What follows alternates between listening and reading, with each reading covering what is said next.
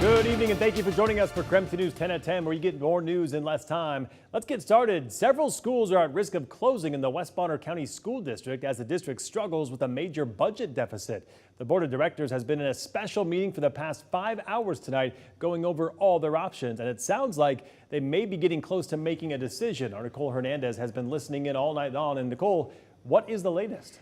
So, Mark, they've actually put a motion into place now. They just haven't quite voted on it yet. The motion they're talking about right now is closing the junior high school in the district and splitting those middle schoolers between the elementary schools and the high school. Now, that was one of the options. The other option they were talking about was closing the elementary schools as well. Either way, though, this past 5 hours, the community has been very upset about either of these options. During a night of a lot of tension, one thing everyone could agree on: there's no good option here. We're here because we didn't get to the polls and vote. At the end of May, voters rejected a $4 million one-year levy for the West Bonner School District. The district's budget breakdown Wednesday put them at a $1.1 million deficit for next year. The more schools you have, the more you're going to spend, obviously. Closing schools next year would make a dent in that deficit, but it wouldn't solve the problem altogether. The district is looking into grant options, but even short-term, closing schools is a solution many neighbors are not okay with. PLE is the heart and soul of the Priest-like community. You take that away from our community, and I fear that all the young families will be forced to move. You would keep those 8th graders away from the high schoolers. I have an 8th grade granddaughter, and I don't want her with the high school kids. You talk about the health and well-being of our children, yet you want kids to ride the bus for an hour and 45 minutes each way, then have homework and sports on top of that. Tonight, the district also approved for the community to find other funding options like community partners and donations. It sucks.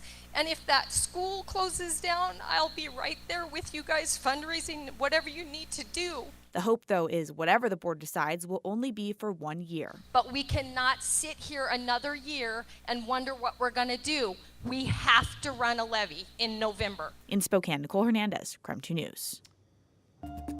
New tonight, Chad Daybell is appealing his murder conviction and his death sentence. New court records show that Daybell's attorney filed the paperwork on Monday, citing questions over the jury, a motion to dismiss, and an indictment that was amended during the trial. A jury found Daybell guilty of killing his wife of nearly 30 years, Tammy, and 2 of his current wife's children, JJ and Ty Lee. That same jury sentenced him to death. Tonight, we are seeing new pictures of 21-year-old Nadia Cole, who was last seen by her family at SeaTac Airport last week. Her parents say they were about to board a flight to Italy when she left her luggage and her phone and never came back. Her disappearance, part of a larger search tonight for her fiancé and his 2-year-old daughter. Now, Pullman police have issued an arrest warrant for 21-year-old Aaron Ong. He was supposed to return his daughter to her biological mother, but never showed up. As of tonight, neither have been seen since, but authorities say the investigation is focusing on the missing 2-year-old whose mother is distraught. I pretty much burst into hysterics right off the bat. I was just flooded with all of the emotions, all of the fear, all of the pain. At this point, we don't have any specific information to believe that she's in danger from her father. At this point, the information we have is that he simply has left the area with her and is denying mother access. So if you know anything about their disappearance, please call Pullman Police. That number is right there on our website. Just head to KREM.com. All right, switching gears to talk weather. Today was just the beginning of a very warm stretch heading our way. Let's get right to Chief Meteorologist Jeremy Legoo for details on just how warm we're talking. Jeremy? Well, over the course of the next few days, it's sure going to feel a lot more like summer than it does late spring, but technically it is meteorological summer. 63 degrees right now. It is still warm outside, and we stay in the 50s overnight. Temperatures all warm because of an atmospheric ridge overhead. You got to zoom out pretty far to see it because it is so pronounced. It moves up over the top of us, then dives down into the Midwest. But with that ridge in place, we wind up under high pressure, and that high pressure clears our skies. Tomorrow, we're going to top out around 79 degrees. Seriously, way warmer than where we were today. Friday, 85. Saturday, up near 90. Seriously, nothing but sunshine the next few days. Even those morning lows are going to be in the 50s. We're heading into a very hot stretch of weather. Next chance of rain doesn't arrive until Sunday, and it's likely a few isolated storms in the afternoon.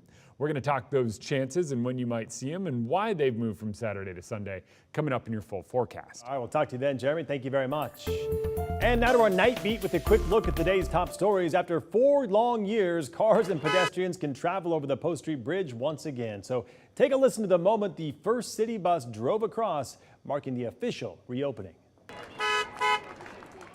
Well, there is now one northbound lane connecting Post Street to Lincoln over the river. The new bridge also has pedestrian and bike lanes as well as planters and benches. That project cost the city $21 million. Today, volunteers repainted the Pride crosswalk in downtown Spokane after it was vandalized and set on fire earlier this month.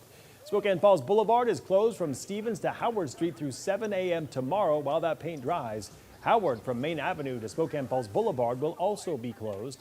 Spokane Arts and Spokane Pride told KREM 2 they were able to completely pay for the repainting with the help of the community.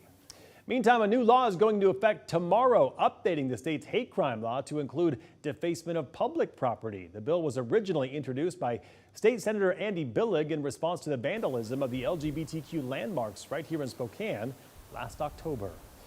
And another major milestone for a memorial being built to honor the Moscow murder victims. Today, crews poured the foundation for the Vandal Healing Garden. It is the next step in what will ultimately be a space for current students to honor Xana Kernodle, Ethan Chapin, Madison Mogan, and Kaylee Gonzalez. And that was your Night Beat. To learn more about any of these stories, just head to our website. That's KREM.com. And that was your KREM 2 News 10 at 10, where you get more news in less time.